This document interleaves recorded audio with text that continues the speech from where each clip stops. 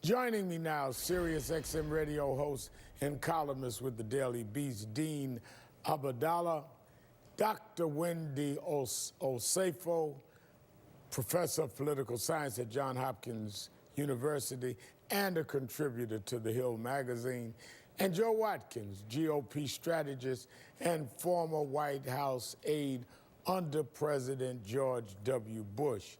Let me go to you first, Joe Watkins. As a Republican and as a minister of the gospel, we've known each other several years.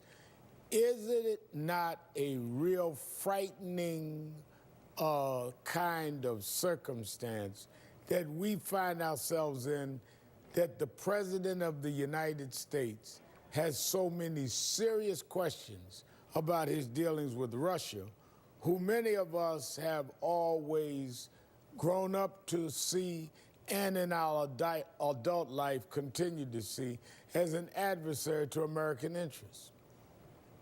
The answer is yes, Reverend Al. This is a very serious and difficult time for the country. It's unfortunate for the country that we can't move on with the business of the country and get federal workers back to work again, but instead we're dealing with all these investigations and all these allegations of possible abuse or collaboration with a foreign enemy. And this is a serious, of course, these are serious allegations, serious enough that the FBI saw fit to undertake its own investigation. Very troubling indeed, and clearly it just muddies the water because you've got 800,000 Americans that need to go back to work, who work for the federal government, who need to go back to work, plus millions of others who are sadly impacted by this impasse that can be solved pretty quickly if only the president and Congress will get together. Now I'm going to get to the whole shutdown. Clearly, that's a major part of our concern and of the show. But why won't Republicans call out this president to come clean, come outright, become very transparent about all of these questions with the Russians? I mean, all of this about this is an insult. Did you or did you not deal in any way, shape, or form with the Russians? He's already lied about involvement with building a hotel there. Why aren't Republican leadership in the Senate, in the Congress, and the party calling them out on this if, in fact, they believe Russia is an enemy to the United States interests?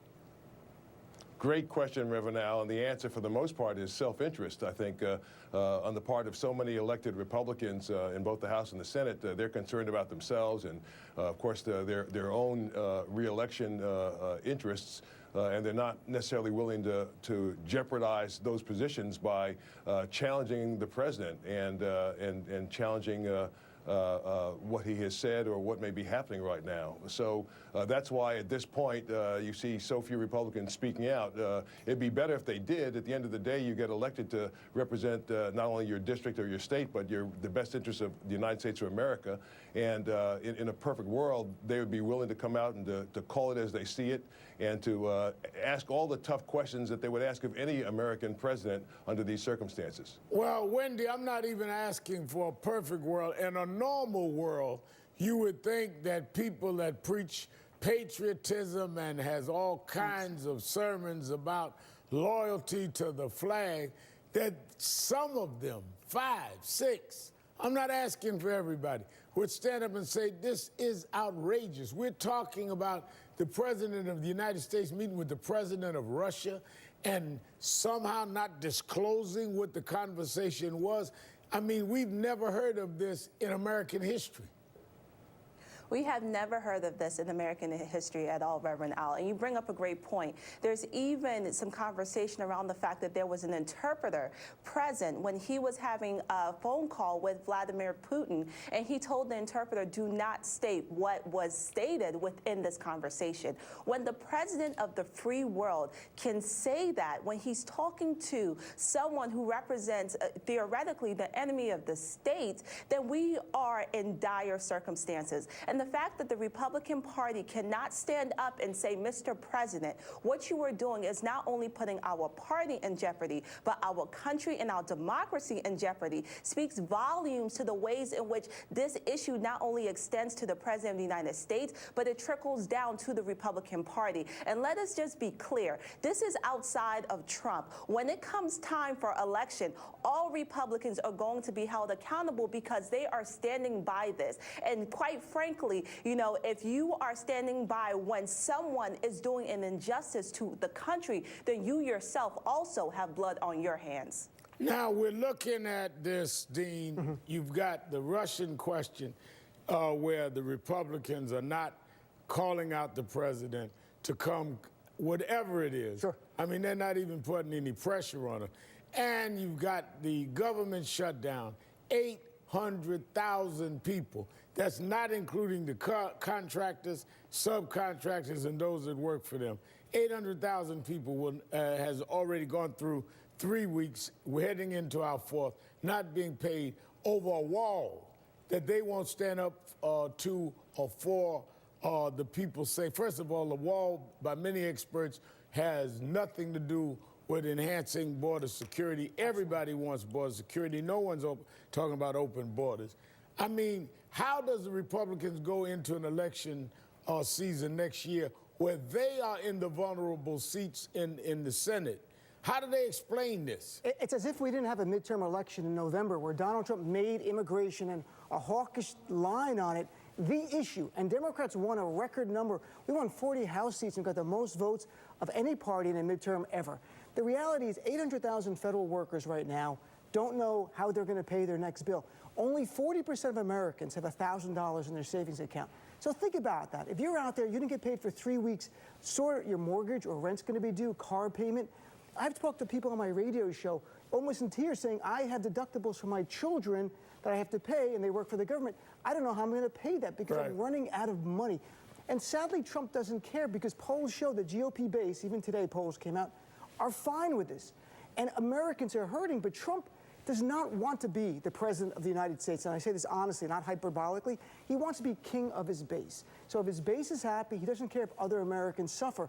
And it's beyond the 800,000. You're talking about the FDA commissioner said they can't do inspection of seafood, lettuce, and other high-risk foods. People are going to get sick in this country. The FAA can't do redundant inspections for aircraft. This is leading to a very dangerous place. And forget a recession could happen. Just need a little contraction of our GDP, and it can happen very easily. No, we're already there. And Wendy, when I received a call this morning on my radio show, and a lady said, Reverend, you have got to understand it's not even about my next bill.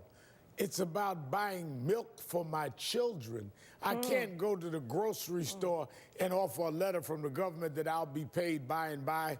I can't put gas in the car. She lives in a city with no mass transit. I mean, we're talking about basic staples when you are dealing with a lot of people, if not the majority of federal workers, living paycheck to paycheck. There are no savings that you can come with. You can't pull up to a gas station and say, I'm a federal worker, I'll pay you when I get paid, fill up my tank. So how do you even remain mobile? I mean, we're talking about common human decency here. Absolutely. And if I can even extend that, there's people who cannot even buy medicine. Like, people's health are at risk. This is a dire issue. And right now in Washington, D.C., where some of the federal workers live, we just had a snowstorm. So let's compound the issue of these individuals not being able to get milk, not being able to get gas, not being able to get medicine. Now we have a snowstorm that may prohibit them from even being able to get out their house and buy other necessities. So this issue that we are seeing here with all of these individuals, over 800,000 of them not being able to go to work, this again speaks tantamount about the Trump administration. And if you think that he cares, he does not, because he is doing all of this because he wants a frivolous wall that we have statistics that shows will not decrease border security in any way. So right now we are faced with an issue where we need the president and his party to be held accountable for someone to say sit here and say you need to open up the federal government for people to be able to live, because the wall is not something that you hold at ransom at the behest of the American people. Is not apples to apples comparison here. If you want to talk about border security, we can do that because you're elected officials, but you cannot hold people, their lives, their children for ransom just so you can get a political point for your party.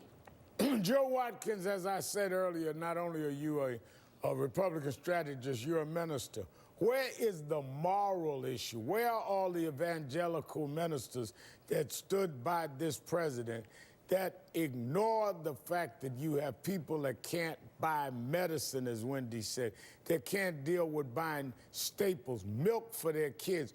I mean, where were they in the pulpits this morning saying, I may support you, Mr. President, but there's a moral issue here beyond the political issue. Forget the politics. We're talking about human beings being able to function, and the fact of the matter is that there are less people coming across the Mexican border now than there were. There is no crisis, Mr. President. You're creating a domestic crisis for federal workers.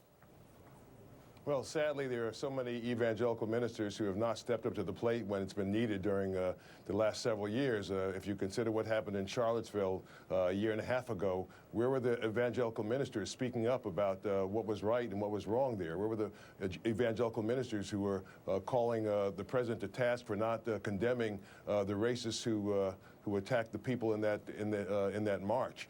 And then here again, we have a situation where people are suffering. Not just the federal workers, but all the contractors, all they're just tons of people, grantees, who are millions, something like 13 million Americans are impacted by this government shutdown. And it gets worse every day because people who have food stamps, people who need medication, are all impacted by this government shutdown. And ministers ought to be standing up. So certainly the evangelical ministers ought to be standing up loud and clear and say, Mr. President, we supported you, and we want you to hear now that people are suffering. You've got to do something to get government back up and running. These are their parishioners. These are the ones that give in their offerings and pay tithes. Dean, do you see any way that we could break this? I mean, the situation that the president has us in, do you see any way that anyone can get this president to understand? I mean, the Congress proposed, well, let's do a 30-day. Sure.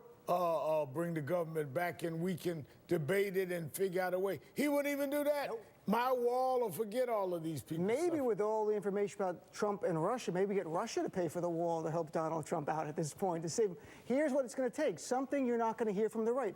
Political courage from Republicans in the Senate. Those who have, because Trump says these are Democrats out of work. That's not true. 80% of those furloughed or working without pay are outside of the Maryland, D.C. area. You have Lisa Murkowski, a senator from Alaska, going forward saying, I have 15,000 workers in my state out of work. You have Cory Gardner, a senator from Colorado, saying I have people. Tom Tillis, North Carolina, 40,000 workers out of work. These are Trump voters. And, right, these are all, and this 2020, these guys are up, well, Tom Tillis and Cory Gardner up in 2020. So it's going to take leadership from the GOP to go to Donald Trump and say, we are going to vote to fund the government. And if you veto it, we're going to embarrass you and override your veto for the first time in your presidency. And Donald Trump, the one thing he doesn't like is being embarrassed. And I think that's the only way he keeps barring that.